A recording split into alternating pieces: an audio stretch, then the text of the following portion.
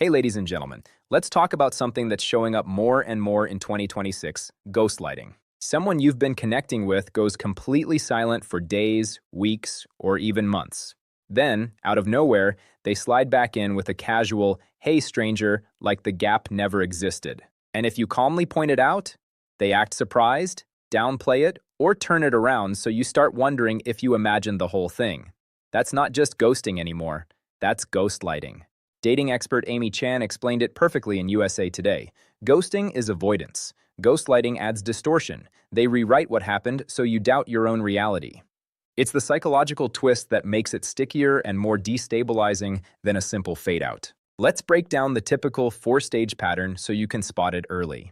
Stage 1. Things seem steady, maybe even promising. Stage 2. Communication drops off with no explanation, no text, no call, nothing. Stage 3, weeks later, they reappear as if time stopped. Stage 4, if you name the silence, they hit you with lines like, you seemed busy, or I didn't think we were that serious, making you question whether you overread the situation. I've seen this play out enough times to know it leaves even steady people second-guessing themselves. Now, how is this different from regular ghosting? Men's Health laid it out clearly. Ghosting is just disappearance. Ghostlighting adds gaslighting on top.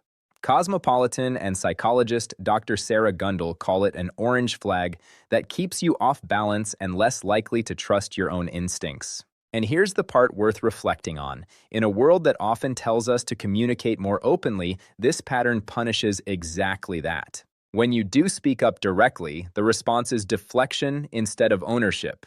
Worth asking yourself, does that align with the kind of connection you're building? The effects go deeper than most admit.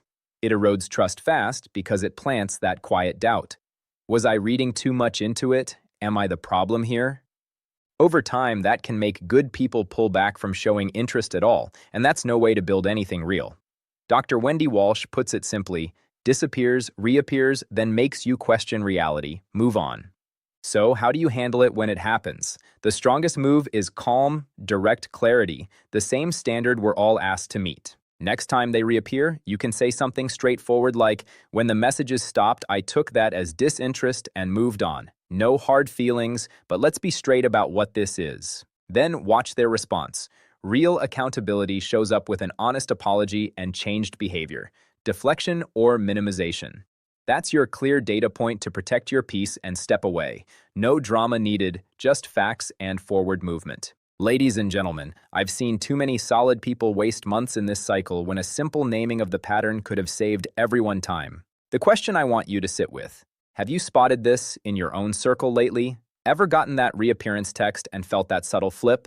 Drop your clean experience in the comments. Your stories help the next person recognize it sooner and choose connections that actually match effort with effort. Look, clarity isn't needy, it's strength.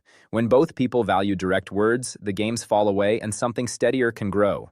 If this breakdown helped you see the pattern with fresh eyes, do me a favor, hit that like button, subscribe for the next deep dive, and turn on notifications. Thanks for watching. Real connections start with real communication. Stay steady out there.